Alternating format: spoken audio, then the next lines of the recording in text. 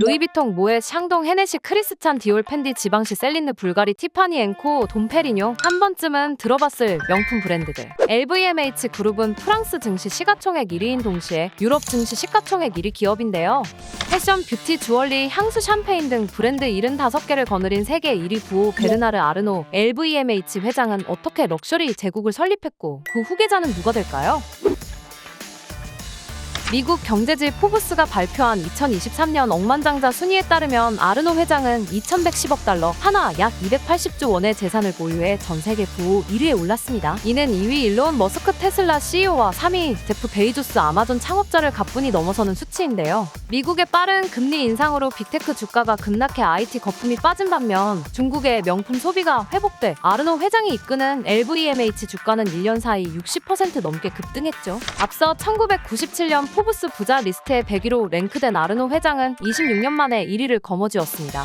그 사이 그의 재산은 31억 달러에서 2110억 달러로 68배가 됐는데요. 아르노 회장은 프랑스의 MIT로 불리는 에콜 폴리테크니크를 졸업하고 아버지의 건설 회사에서 경영 수업을 받았습니다. 29세가 되던 해인 1978년 대표이사 자리를 넘겨받은 그는 회사의 건설 부문을 매각한 뒤 부동산 개발업으로 업종을 바꿨습니다. 지중해 연안에서 휴가용 콘도 개발 사업에 덤벼들어 큰돈을 벌었는데요. 아르노 회장은 이 무렵 뉴욕에서 택시 기사의 한마디에 큰 깨달음을 얻었다고 합니다. 당시 크리스찬 디올의 목욕 가운을 들고 택시를 탄 그는 택시 기사에게 프랑스에 대해 무엇을 아느냐, 또 프랑스 대통령은 누구인지 아느냐고 물어봤는데요. 이에 택시 기사는 프랑스 대통령은 모르지만 크리스찬 디올은 안다라고 답했고, 훗날 아르노 회장은 디자이너 크리스찬 디올은 에펠탑처럼 프랑스 문화의 일부라며 그 이름이 가진 힘을 깨달았다고 말했습니다. 1984년 아르노 회장은 경영난에 시달리며 공적 자금에 의지해온 부삭그룹을 프랑스 정부가 매각하려 한다는 소식을 접했습니다. 섬유 회사에서 시작된 부삭은 그가 원하는 보석을 갖고 있었죠. 바로 뉴욕 택시 기사가 깨달음을 줬던 브랜드 크리스찬 디올입니다.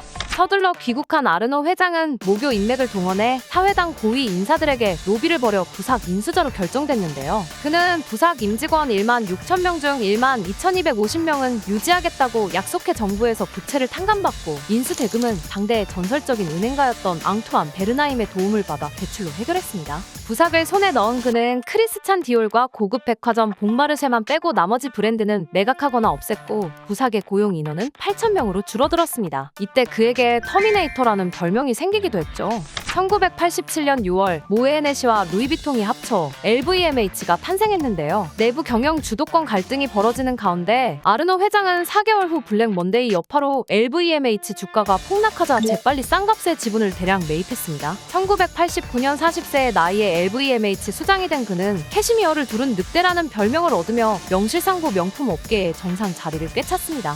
LVHM을 손에 넣은 이후 아르노 회장은 공격적으로 인수합병을 이어가며 사세를 확장했는데요. 이와 더불어 디자이너의 역량을 극대화해 상품의 매력을 끌어올렸고 명품 소유욕을 자극하는 마케팅에 주력했습니다. 저명한 디자이너들도 아르노 회장의 전폭적인 지지를 받으며 전통의 현대적 감각을 더해 LVMH의 전성시대를 이끌었습니다.